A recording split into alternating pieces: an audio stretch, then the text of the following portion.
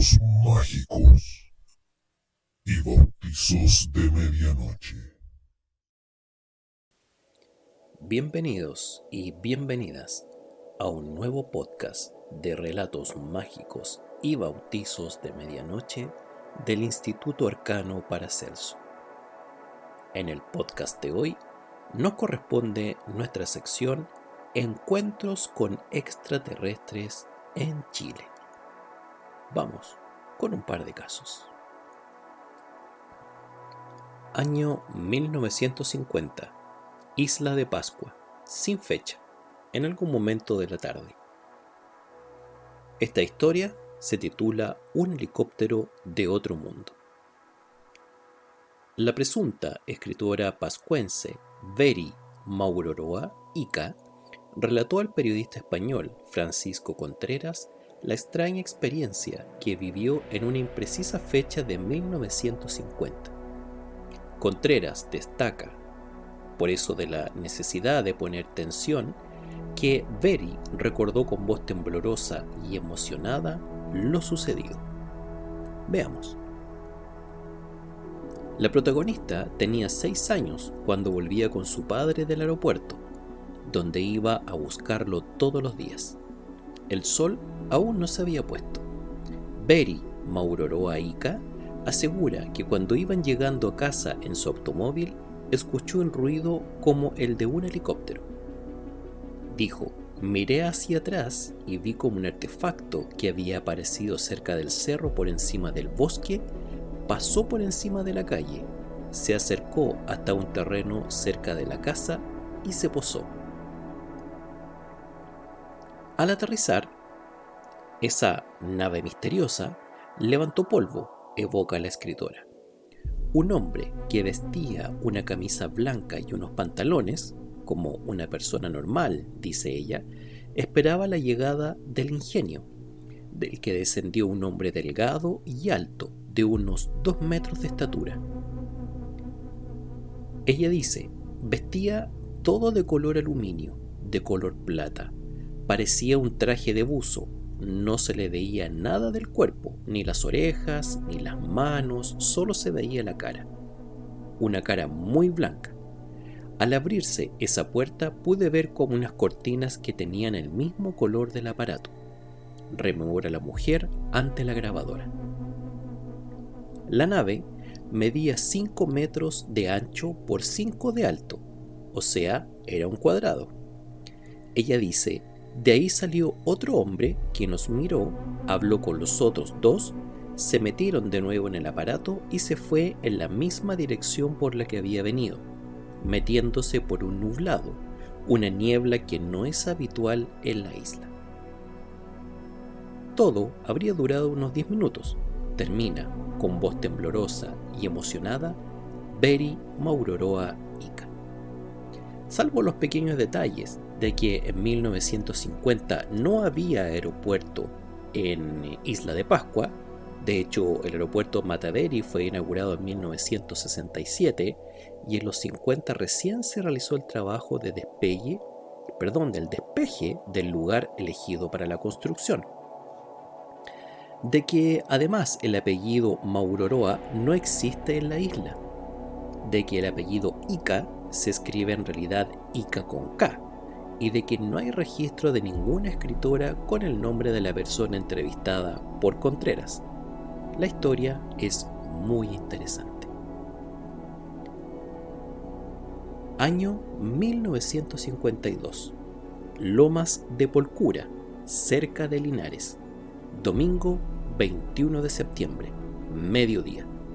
Esta historia se titula Lío de faldas en Haya.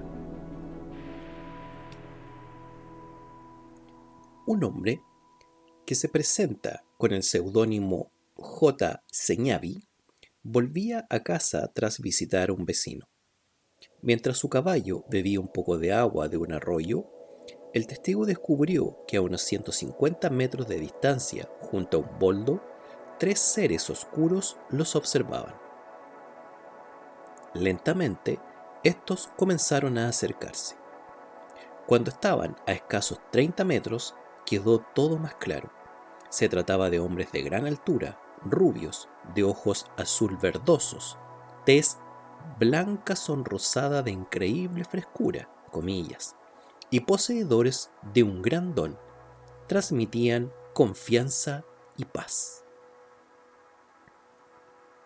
Cedamos la pluma para que sea el mismo Señavi quien describa la vestimenta de los misteriosos visitantes.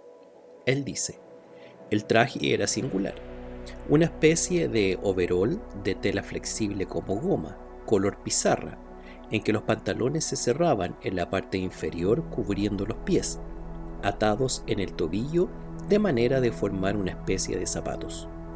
Las mangas se cerraban también en los extremos y se ceñían en la muñeca formando un guante. La cintura ceñida daba idea de la belleza y esbeltez de su figura.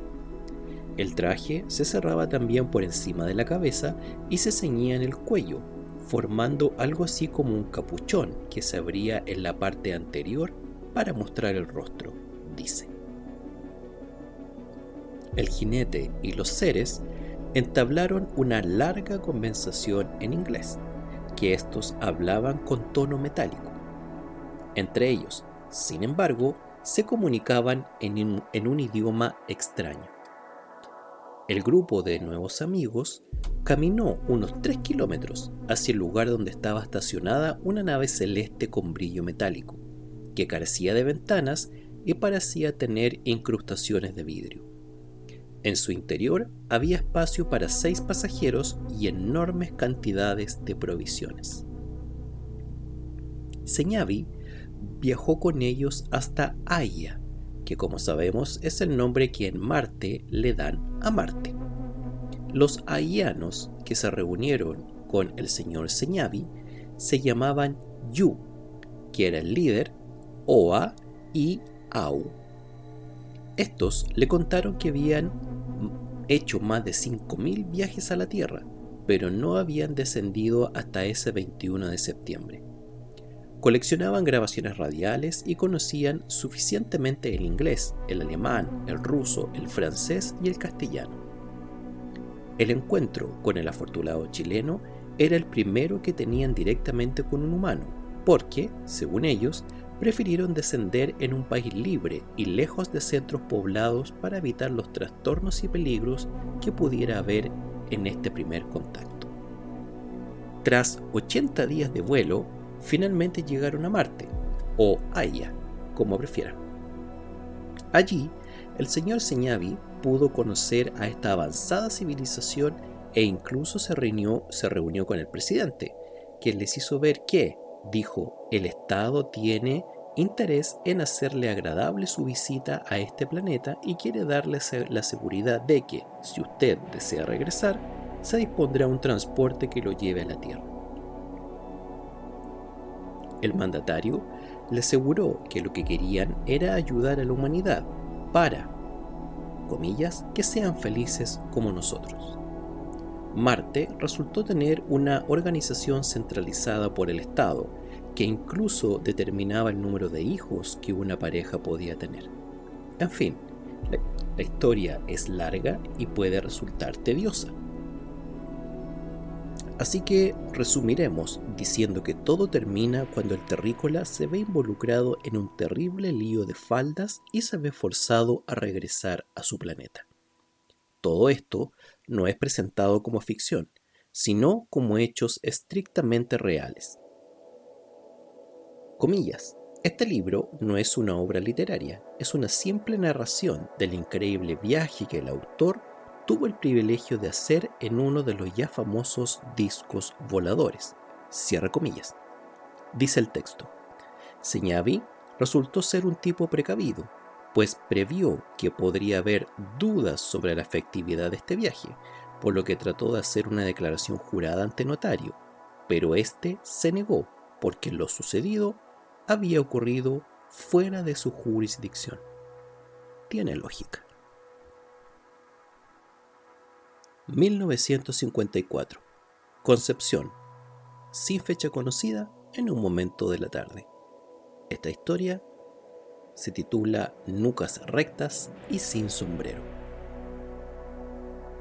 El compilador y carabinero retirado Raúl Gajardo Leopold recuerda que cuando tenía 13 años ya contaba con un bagaje ufológico importante gracias a las películas que había visto sobre el tema y a los informes de prensa que llegaban desde distintos rincones del planeta. Un buen día, en esos años de su adolescencia, paseaba por la Plaza de Armas de Concepción en horas de la tarde, cuando se dio cuenta de algo increíble. Llevaba cerca de un mes viendo a gente muy rara en la calle. Se trataba de seres altos, de tez blanca, que se movían de forma autómata y que siempre iban solos. Eran hombres jóvenes, vestidos como cualquier persona común y silvestre, pero con espaldas especialmente rectas.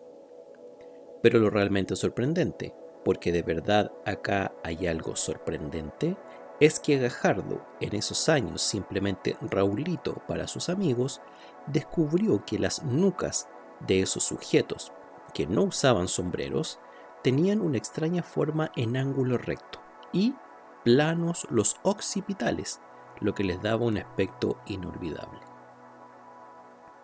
El futuro investigador en terreno detectó la presencia de una decena de entidades con esas características en un mes, aunque, por desgracia, nunca más volvió a verlos.